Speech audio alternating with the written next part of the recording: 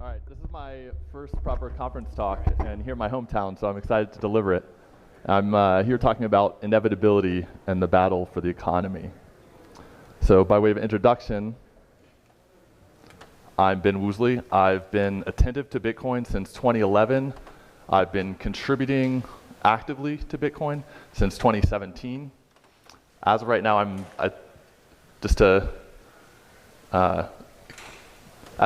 the 24th most prolific contributor to Bitcoin Core by commits. Thank you. So, what draws me to Bitcoin? The Bitcoin for me is the prospect of global non-governmental money, honest money, money that's not debased, money that's not distorted, and an economy that doesn't follow from unsound practices. And I do believe this is inevitable. I think there is no scenario in which at some point in the future there will not be this kind of currency in place and dominant in society. But when I look back, I see a storied history. I see a history of, for example, here we have the First National Bank of the United States. From 1792 it was founded. And it was the first attempt at basically government distortion of money. And it survived for 20 years. And then 5 years later, the second national bank was created. And again, it survived for 20 years. And the person who destroyed it, who was the president at the time, Andrew Jackson, he said, before he did, he said, "The bank, Mr. Van Buren, is attempting to kill me, but I will kill the bank." I just lost my screen. Okay. And the speaker notes, if I can have them? Thank you.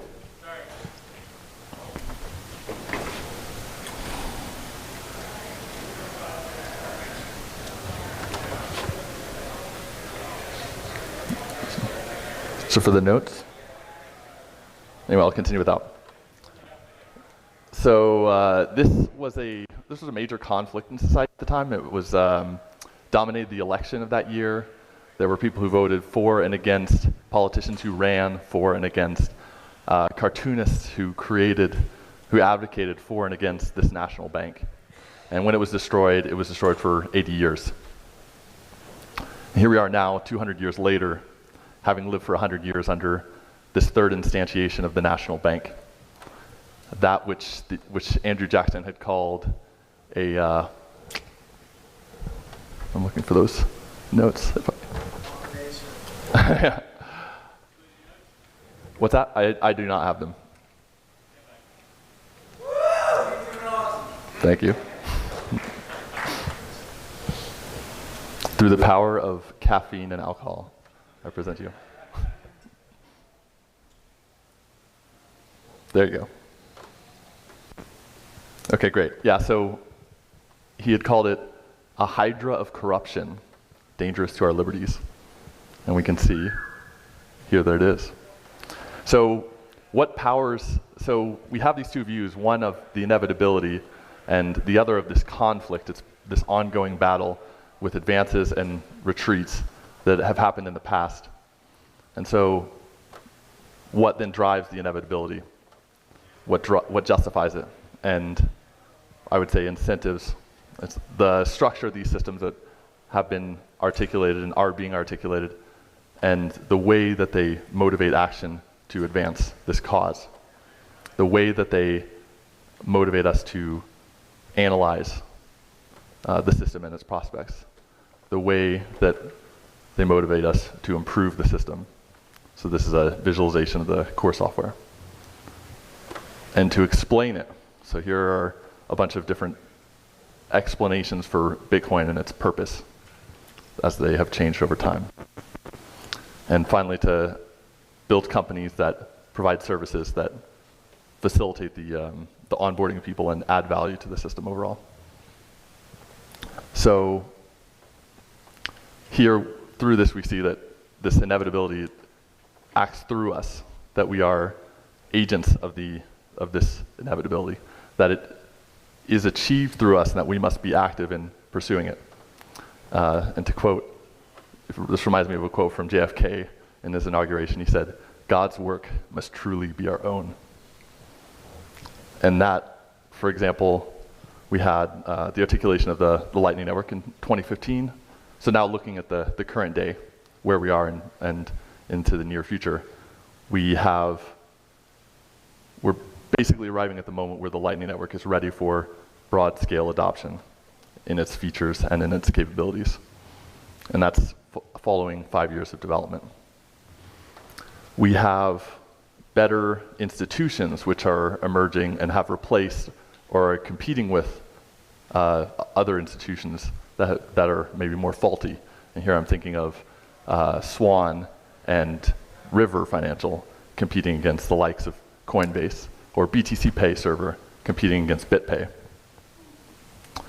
We're better articulating the importance of dollar cost averaging, and more systems are doing dollar cost averaging by default.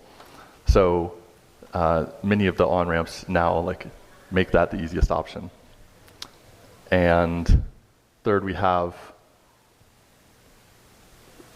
the investment giants are beginning to warm up to Bitcoin, and that conversion is occurring now and it's manifest.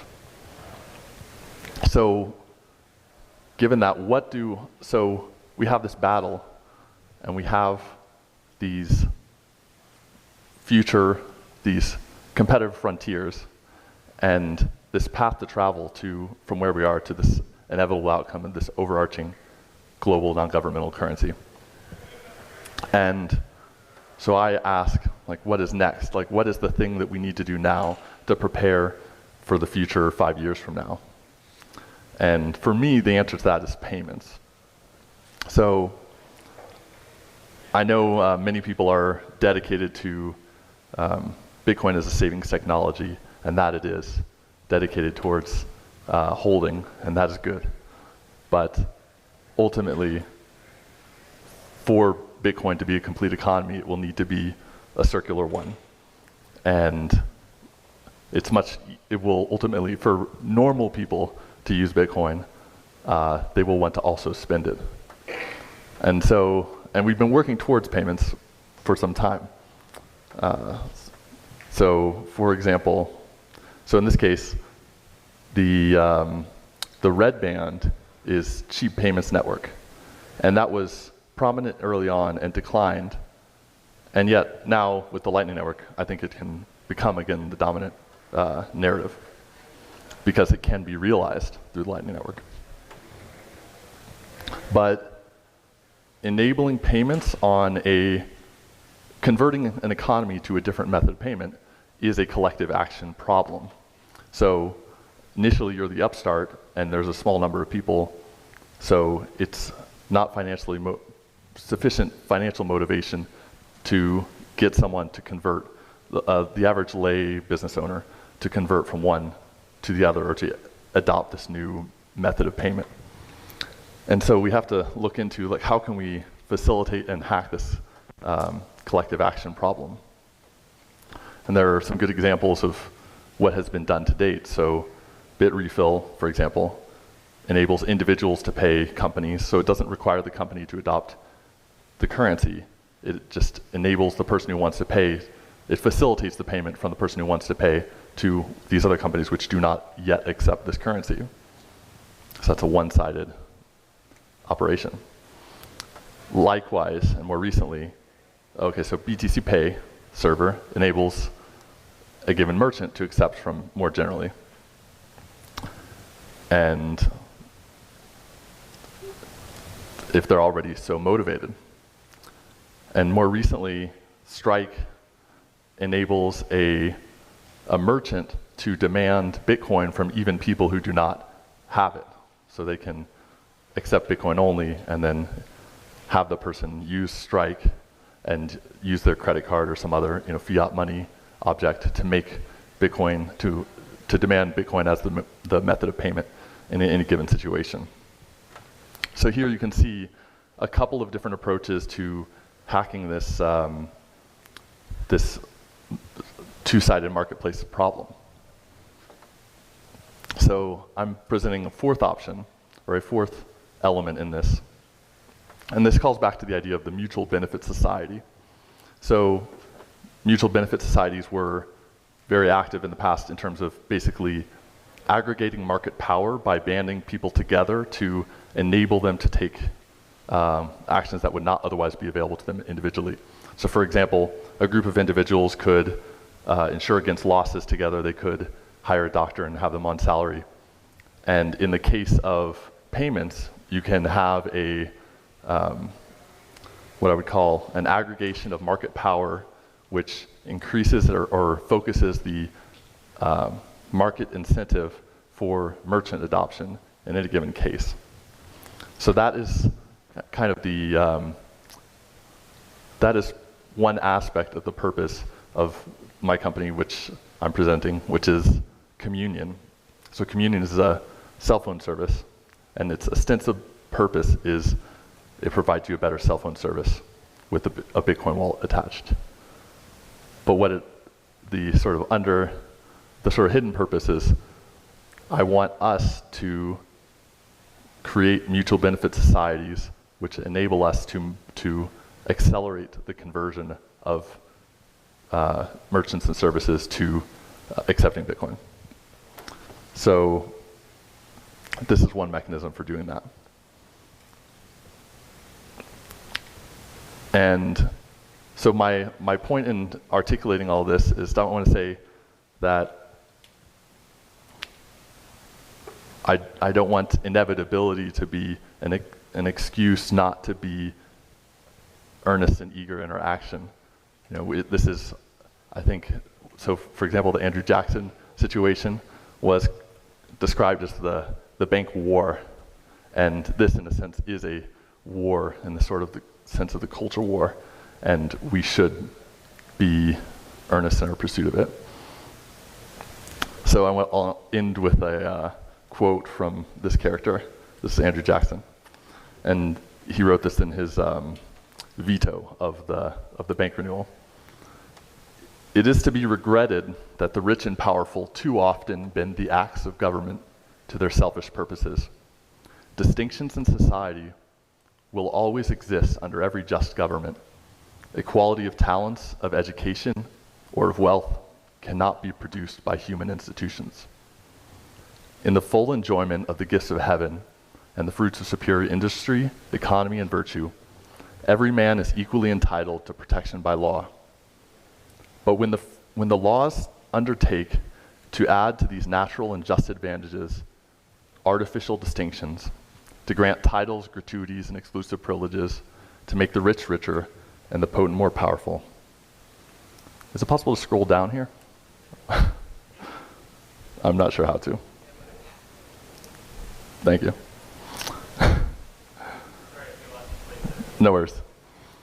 To make the rich richer and the potent more powerful, the members of society who have neither the time nor the means of securing like favors to themselves have a right to complain of the injustice of their money. There are no necessary evils in money. Its evils exist only in its abuses. If money would confine itself to equal protection and, as heaven does its rain, shower its favors alike on the high and the low, the rich and the poor, it would be an unqualified blessing. That's what I have. Thank you.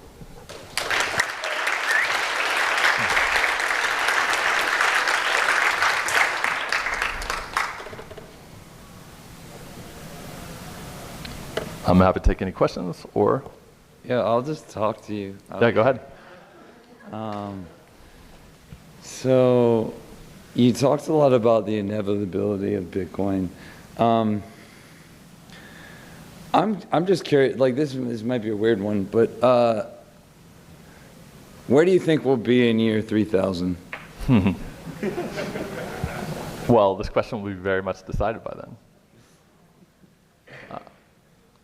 I can't look for that. I will look 10 years in the future and no farther. Where do you think we'll be in year 2030?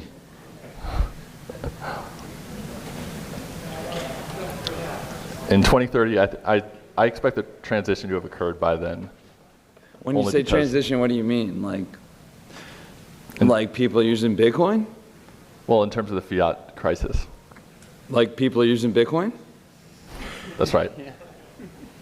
I mean, if we make it ready for them, if we are ready to accept the users that will be seeking us, and as they are now, like it's a process of adoption where people are constantly providing new services and new capacity for participation, and provided we continue to do that.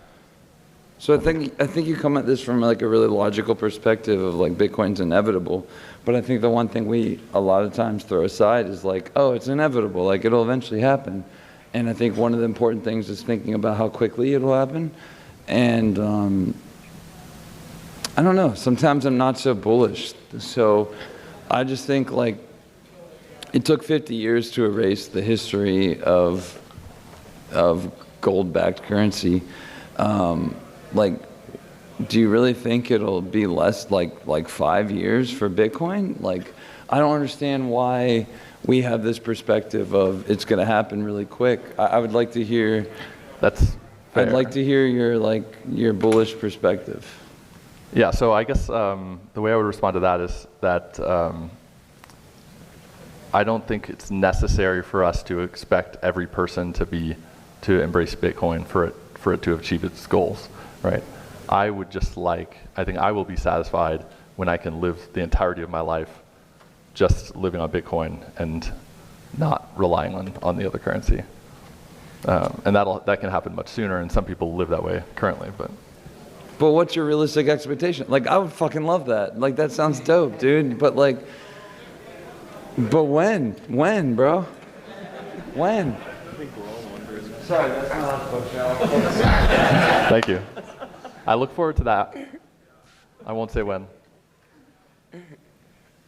Hey man, I was wondering if you could just give a couple more specifics on the communion.network. Like I actually got like a couple of SIM cards and they've just been kind of sitting waiting for me to do something with them. I kind of thought I was going to do something with BitRefill, but you know, it's just been on the sideline. So I'm very interested in what you have to sell. That's great. So the way Communion operates is it's a traditional mobile virtual network operator. So it's a cell service where you sign up and we send you a SIM card and you pay monthly for your service.